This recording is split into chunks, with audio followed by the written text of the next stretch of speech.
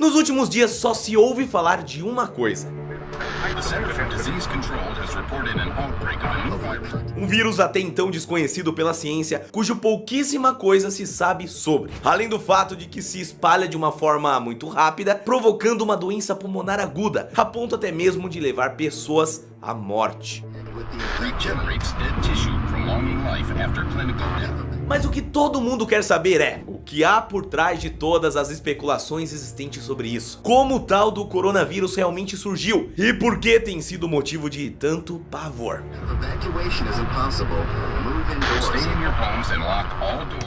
Mas antes de se aprofundar mais nesse assunto, não esquece de deixar o seu like aqui no vídeo. Se você ainda não faz parte da família, é só se inscrever e ativa o sininho também e vai se preparando aí, porque hoje nós vamos falar sobre o novo vírus que pode acabar com a humanidade. Eu sou o Thiago Tadeu e sejam bem-vindos ao Mundo Inverso. Supplies are running short. Is anyone out there? Please, we need help. Tudo começou na cidade de Wuhan, na China, quando em dezembro de 2019 começou a rolar um surto muito misterioso de uma doença que, bom, deixava todo mundo com sintomas de um resfriado bravíssimo, só que muito mais intenso do que o normal. E o principal motivo de preocupação foi a fácil espalhabilidade da tal doença, já que em pouquíssimo tempo conseguiu afetar cerca de 2.700 pessoas e levar 81 a óbito.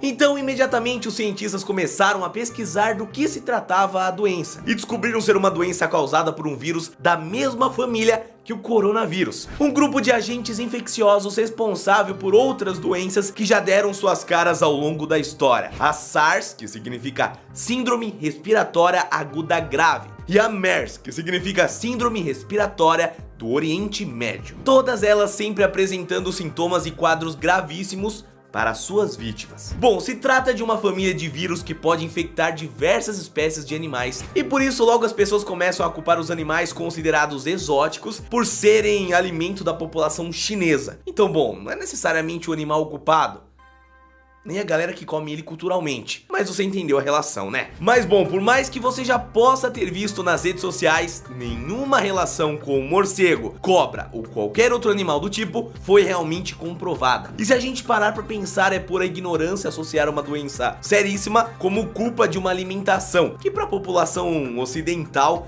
parece um pouco esquisita, né? Até porque se a gente parar pra pensar em outros países, até mesmo europeus, se come muita coisa pior, tipo queijo com larvas, sangue de porco e até cérebro de animais. E ninguém nunca culpou a comida deles como sendo culpada de nenhuma doença, né? Então, vamos passar pra frente.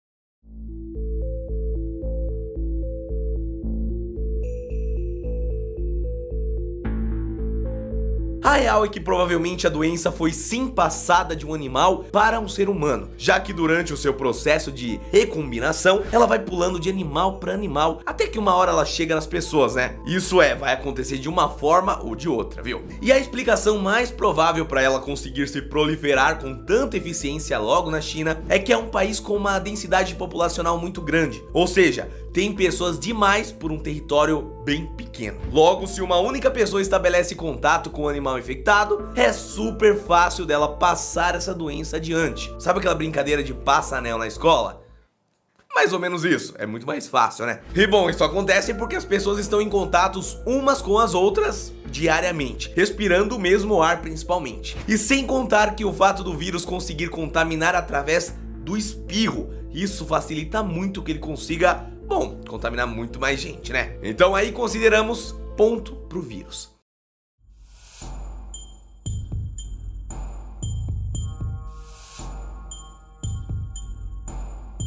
E o pior de tudo, e também o fato que mais causa alarde na comunidade da saúde, é que a característica mais bizarra do coronavírus é a sua capacidade de adaptação, já que ele está sempre em processo de evolução, conforme vai passando de pessoa para pessoa. Ele se adapta, literalmente. Ou seja, no final das contas, pelo menos por enquanto, não dá pra saber do que realmente ele pode ser capaz a longo prazo. Então, se você não entendeu bem, esse vírus pode ser apenas uma incubadora de algo muito maior.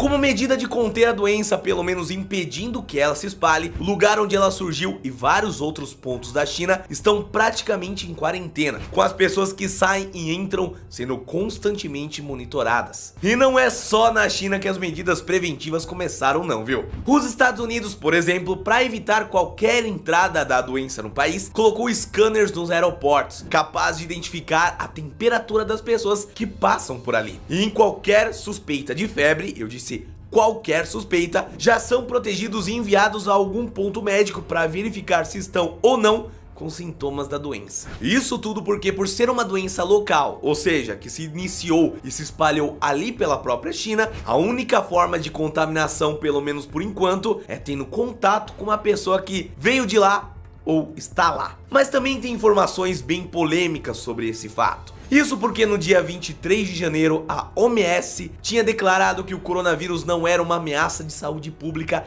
internacional, ou seja, que todos os sintomas e prejuízos estariam somente restritos à China. Só que curiosamente no dia 27 de janeiro, ou seja, apenas 4 dias depois, a OMS voltou atrás no seu posicionamento e disse que na verdade era sim de risco internacional elevado, inclusive, já que as pessoas vão e vêm o tempo inteiro e de um modo ou de outro pode acabar sendo infectadas.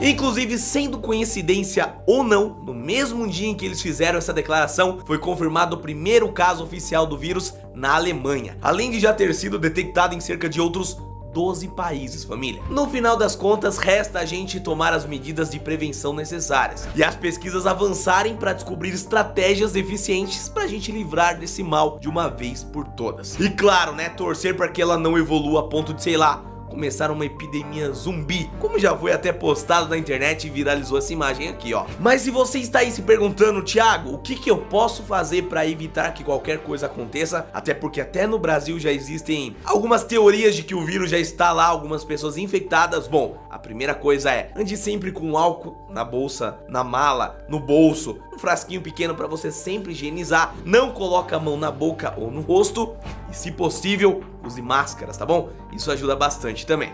E se você tá se perguntando, Thiago, o que aconteceu com a sua voz? Calma, família, eu acho que não é o corona não, tá? Mas tá estranho mesmo o negócio. Mas então é isso, meus queridos, esse foi o vídeo de hoje sobre o novo vírus que pode acabar com a humanidade. Comenta aqui embaixo o que você acha que deve acontecer, se algum país deve se posicionar ou se a tecnologia deve entrar em ação para identificar esse vírus logo. Não esqueça de se inscrever se você ainda não faz parte da família e a gente se vê amanhã, tá?